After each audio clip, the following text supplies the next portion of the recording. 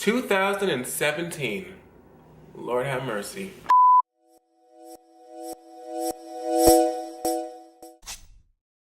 First of all, hi, hello, how's it going? Please excuse my voice and my zombie-like appearance. 2017's final act was giving me the worst flu I've had in over 2 decades. So there's that. God, I remember exactly a year ago today, sitting down, reflecting about the 365 days that had passed, thinking that that was like the worst it could get. Well, turns out 2016 was the coming attractions. 2017 was the feature presentation, and it was a goddamn disaster movie. No, seriously, I was considering putting myself in the witness protection program. It got so bad this year. Like, fully change my name, change my face. You don't know me no more. Hear me loud and clear, 2018. This is all you are allowed to come with.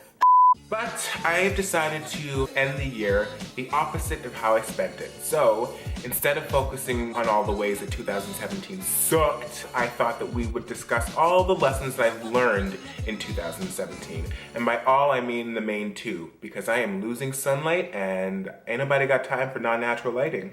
The easiest thing to do is to sit and dwell on all the things that went wrong or mope about being in a tough situation. But if there is one good thing that comes from trials and tribulations, is that through the trials and tribulations come lessons, and from those lessons come growth, and from that growth comes new perspective. I feel like I have been tested this past year. Jesus, take the wheel and run me off the road. And I also feel like I've learned a lot this year. Where's everyone going in such a hurry? Jesus, why is it so... Oh, New Year's Eve. That's what's going on. I just want to go back to bed, guys. I feel like so sick. Where was I? So, number one, friendship.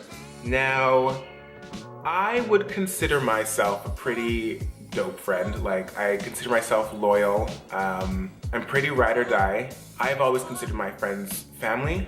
And so I take my friendships very seriously as a result of that. For me to like consider you like a friend, and for me to love you, that does take a lot because I do have trust issues. So when I do put someone in that position and they take advantage of it, it's a pretty devastating blow. But because I take my friendship so seriously, it takes a lot for me to just like wash my hands of a person and walk away. Like, I will give someone chance after chance after chance after chance, and I will let them hurt me repeatedly because A, I don't want to lose that relationship because that person means so much to me, and I just also don't like giving up on people. I feel like people are worth investing, you know, the time and energy in, and that, you know, we're all works in progress and none of us are perfect, but there comes a point when giving people chances where it becomes detrimental to my own personal growth, where those relationships turn into toxic ones. This year, there were people who came back into my life who had previously left. I was like, sweet, this is amazing. This is probably the universe's way of telling me that these relationships are supposed to be in my life. But then it didn't take long for those situations to go back to the way that they always were.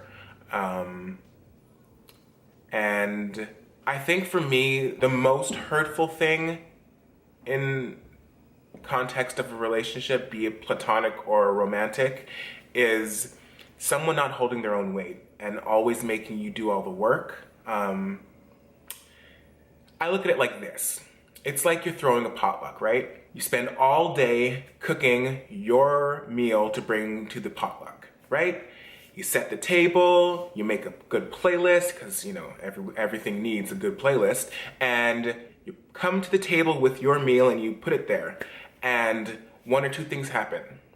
Either the person shows up, but they show up sans meal, they didn't make nothing, they didn't bring nothing, they didn't even go to the store and buy nothing to fake it, they just come up empty-handed and want to sit at the table and eat what you prepared.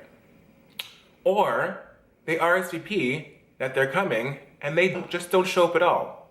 Just you sitting at the table with this food that you made. Now, of course, you know how to cook, you can feed yourself, the proof is right before you in what you made, so you're good, you don't need that person to be there, you're not gonna starve, but like, you know what your food tastes like.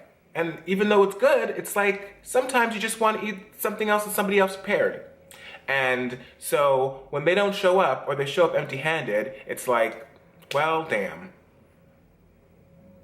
Thanks for nothing. I want to say I was hurt, but it wasn't even I was hurt. I was pretty angry at myself because it was like, oh, of course you're here again. Like, that you did this to yourself. You don't ever learn your lesson. But then, miraculously, my perspective switched and I realized that wasn't me being punished. This wasn't me deserving to be treated this way.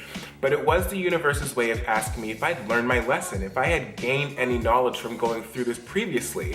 And even though I found myself back in the same situation again, the outcome was different because I didn't stick around like I did last time. I had enough self-respect and pride for myself that I recognized the behavior and right away I cut it off. I stood up for myself and I made it very clear what I was not willing to put up with. Now I know what I'm worth in a relationship. I know who I am, I know what I bring to the table, and I know that if you're not gonna do your part and contribute, then you don't get a seat at the table anymore. Like, it's as simple as that. I'm very lucky that I do not want or need for any more friends in my life. I have solid ass people in my life, like real, true, genuine, kind, loving people who just make me laugh and inspire me and encourage me, and like I'm lucky in that regard. So that is also how I've gotten to this place, because when I only have those type of people in my life now, whenever there's one that is not like that, it's so easy for me to now pick it out. Life is hard enough. I ain't got time to be like fighting and crying and like, for what? Like, the only person I'm beefing with nowadays is the devil and Donald Trump. Oh my God, the lighting is almost so gone. But in learning that I now have my feet firmly planted in who I am and what I deserve in context of my relationships with other people, I realized that my relationship with myself, no bueno, not so good, no. I look at it this way, like I feel like a lot of us think that this like journey we're on for self-discovery and self-love has an end point. And that is, I think, where we kind of lose the point. There's no end to this road of learning how to love yourself and take care of yourself and respect yourself. There are pit stops along the way where you can stop and take a break, because let's be real, maintaining a high level of respect and like self-love and self-care, like it's exhausting. It's a lot of work to take care of yourself, which is strange that it's harder to take care of yourself than it is to take care of somebody else, because you are yourself, like you know your innermost thoughts and feelings, but it's a lot of work. And I think, one, accepting that and realizing that and being okay with that is the first step. And I think the other one is just remembering that it's the rest of your life. It's something that you're gonna have to keep evolving on. It is nobody's responsibility but mine to look after me, to take care of me, to fix me. I have to do those things for myself. I'm fortunate that I have people who do genuinely love me, who have taken the time to not only get to know me, but to understand me. And so if I ever need to call on them for something, they are there, they got me, and that is, honestly, it's a blessing. Like I said, I invest a lot into my relationships, so when somebody sees that and they also bring that to the table, then it fosters a really strong connection. And I have people who have sat their ass at the table with me, came with a meal, came sometimes with 2 meals and dessert, like, and wine. Don't forget the wine. Yeah, so I have that, but I can't rely on those people. I need to do it for myself first. That way, when someone else is doing it for me, it's only because when I really physically, when I'm so depleted and exhausted, that I cannot, which was this year. This year for me was, I was so lost and so turned around, and that is when the real ones, you know, those friends who have your back and support you and the ride or dies, that's when those ones surface. That's when they became very clear to me. They are the reasons why I have any sort of happy, fond memories of the last year to look back on. But mostly in particular to my mother, I just want to say that I honestly wouldn't have gotten through 2017 without her literally holding me up and like pushing me through it. So Mom, I just want to say that that I appreciate you and that I love you, and that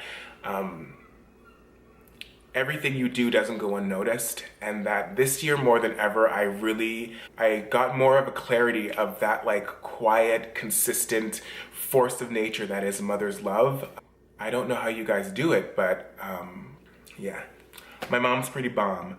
And also to my friends, the ones near and far who have contributed to my happy times in 2017. I love you guys so much, and I thank you for being there to listen to me, to cheer me on, to give me a hug, to kick me in the ass when I needed. Like, I wasn't showing up for myself, and so while I wasn't doing that, you guys showed up for me. But now I'm back in the game, and I am there because you guys rallied for me and you pushed me through and you helped me to get back on my feet. So thank you, and that is all for the metaphors. I look forward to the next year ahead of us. I hope that 2018 remembers it has some home training. I encourage you all to do, and I'm gonna do this myself, is just to sit down tomorrow or sometime the next week and write down a list of goals, things that you want to achieve in 2018. Find favorite quotes that inspire you and motivate you and write them down somewhere where you can see them every single day. I want 2018 to be the most focused year I've ever had, and I want the road in front of me to be clear. Okay, that's all. I'm gonna sign off here. This is it for me for 2017. I hope you guys had a day that was good. I hope you had a year that was good. And I hope that your upcoming year is even better. I appreciate you so much, and I thank you so much for watching. Here is to a new year and new possibilities and new memories and new perspectives, and yeah. But hopefully my face stays the same, because I am looking good. Happy New Year, welcome to 2018, and bye. Is this thing even on? Shh, it is. I've been in your waters, been knocking at your door. I know one thing for sure, I've never been so close before. You were truly my love, but it was over so fast. Just one thing to discover, oh no, it was never built to last.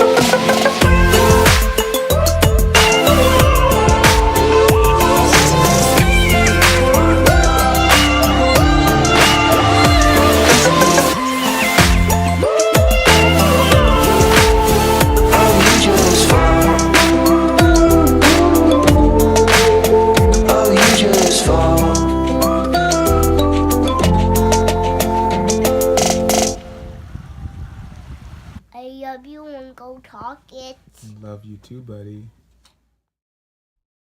So what I'm really troubled by is alcoholism says drink this every day, all day, every day. Every day can't be a holiday. Every day can't be a holiday.